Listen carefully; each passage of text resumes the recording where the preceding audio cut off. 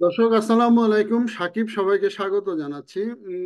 কানাডার আজকে global mail একটি খবর দিয়েছে এবং সেই গ্লোবাল মেইলের একটি ভীতিকর খবর হচ্ছে কানাডায় পড়তে আসা ইন্টারন্যাশনাল স্টুডেন্টদের 50,000 ইন্টারন্যাশনাল স্টুডেন্টের কোনো খোঁজ নেই। কানাডা জানে না যে তারা আহ, কোথায় আছে, অর্থাৎ তারা স্কুলে যায়নি, তাদের ইউনিভার্সিটিগুলিতে তারা যায়নি।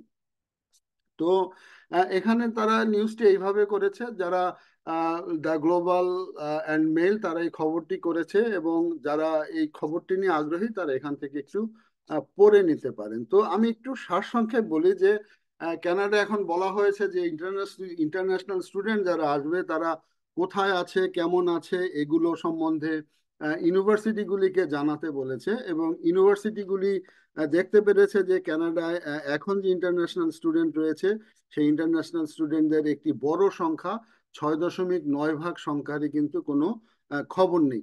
তো এই 6.9 ভাগের মধ্যে কিন্তু ইন্ডিয়ার সংখ্যাটা একটু বেশি।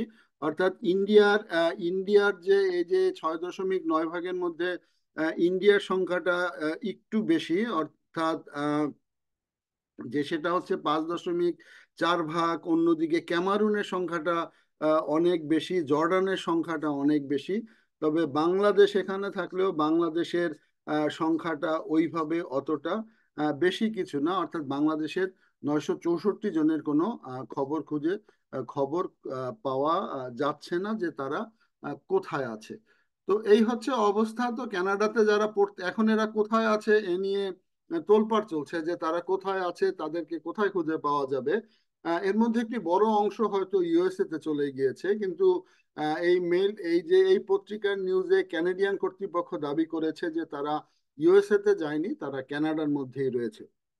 এখন কানাডার মধ্যে থাকলে কোথায় আছে, এই যে 6.9%, যেটা মোট আসা স্টুডেন্টদের 6.9%, অর্থাৎ যে 50 ভাগ, তারা কোথায় আছে? তো তারা কোথায় আছে, যেটা হতে পারে যে তারা ক্যাশে কাজ করছে হয়তো। ক্যাশে আসলে কানাডা থেকে যাওয়ার কোনো উপায় নাই, যেতে হলে পরে হয় ইউএসএ তে যেতে হবে, আর অন্য কোনো দেশে যাওয়ার সুযোগ নেই। তো হয়তো ইউএসএ তে চলে গিয়েছে একটি অংশ। আর একটি বড় অংশ রয়েছে যে তারা ইউনিভার্সিটিতে পড়াশোনা করছে না, না করে তারা ক্যাশে কাজ করছে। কারণ ক্যাশে কাজ মানে হচ্ছে যে আপনারা জানেন যে কানাডার কেউ যদি চাকরি করতে যায়, কেউ চাকরি করতে গেলে তাকে অবশ্যই একটি সিন নাম্বার লাগে, এবং আহ, সেই সিন নাম্বারের এগেনস্টে তার বেতন ঢোকে। সেক্ষেত্রে তারা এবং ট্যাক্স দিতে হয়, সেক্ষেত্রে তারা এই বৈধভাবে কিন্তু কানাডাতে কাজ করছে না। তো যেটা হতে পারে যে উম, ভারতীয় একটি বড় সংখ্যা থাকতে পারে, তাদের এদেশে ব্যবসা বাণিজ্য রয়েছে প্রচুর, কিন্তু সেই ব্যবসা বাণিজ্য থাকার ফলে হয়তো তারা এই জায়গাটাতে রয়েছে, তারা হয়তো তাদের কোনো আত্মীয় স্বজন, বন্ধু বান্ধব তাদের অধীনে কাজ করছে। কিন্তু বাংলাদেশিদের সেই সুযোগটা নেই, কারণ কানাডাতে বাংলাদেশিদের ব্যবসা বাণিজ্য কম, যার ফলে হয়তো অতটা এত হাজার খানেক স্টুডেন্টদের কিন্তু আসলে সম্ভব না। তো তারা আছেন কানাডাতে, কিন্তু প্রবলেমটা হচ্ছে এইটা যে একেবারে আনডকুমেন্টেড তারা, অর্থাৎ তারা অ্যাসাইলাম ক্লেম করেনি। অ্যাসাইলাম ক্লেম করলে গভর্নমেন্টের খাতায় হয়তো তাদের নাম থাকতো। তো তারা এখনো পালিয়ে হয়তো রয়েছেন, কিন্তু আপনারা জানেন যে কানাডাতে কোথাও পালিয়ে থাকা সম্ভব না। সম্ভব না এই সেন্সে যে হ্যাঁ, এত বড় দেশ অবশ্যই পালিয়ে থাকা যায়, কিন্তু আপনার কাজ করতে হলে গভর্নমেন্টের খাতায় আপনার নাম থাকা লাগবে।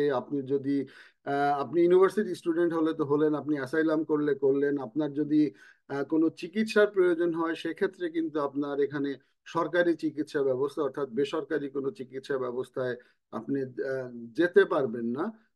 তো এইটা যেটা হচ্ছে যে তারা এখন কোথায় আছে গভর্নমেন্ট খুঁজছে, এবং আগামীতে আসলে একটি বড় ধরনের ক্র্যাকডাউন হবে কানাডার যারা পালিয়ে আছেন তাদের জন্য, যারা ক্রিমিনাল অফেন্স করেছে তাদের জন্য। তো এই ক্ষেত্রে আগামীতে গভর্নমেন্ট যদি চেঞ্জ হয়, তাহলে এই 50,000-এর মধ্যে যারা কানাডাতে আছেন তাদেরকে খুঁজে বের করা খুবই সহজ হবে।